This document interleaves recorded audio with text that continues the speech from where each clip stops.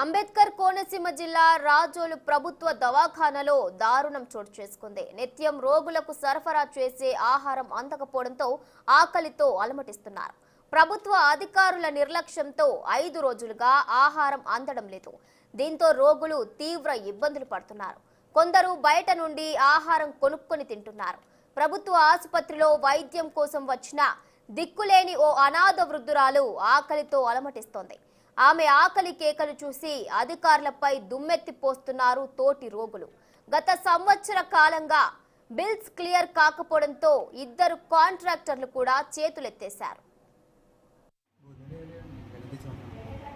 నేను డాక్టర్ రాఘవేంద్ర సాయి అండి, incharge medical ఆఫీసర్గా సిఎస్సి రాజోల్లో చేస్తున్నాను. గత 4 రోజులుగా డైట్ అనేది ఇన్పేషెంట్స్కి ప్రొవైడ్ చేయలేకపోతున్నాం. దాని కారణాలు ఏంటంటే గత సంవత్సరంన్నర కిందటి వరకు ఒక డైట్ కాంట్రాక్టర్ గారికి బిల్లులు చెల్లించకపోవటం వల్ల 1 నెల ముందుకి ఆయన ప్రొవైడ్ చేయటం మానేశారు.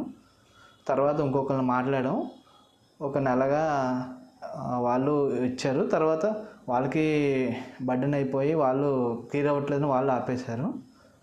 అందుకనే ఈ 4 డేస్గా ప్రొవైడ్ చేయలేకపోతున్నాం. వేరే మాట్లాడుతున్నాం. బడ్జెట్ అనేది క్లియర్ అయితే కనుక క్లియర్ అవుతున్నాయని పైనుంచి ప్రాసెస్ అవుతుందని చెప్పారు. వన్స్ అది క్లియర్ అవుతుంటే మేము బడ్జెట్ అనేది డైట్ అనేది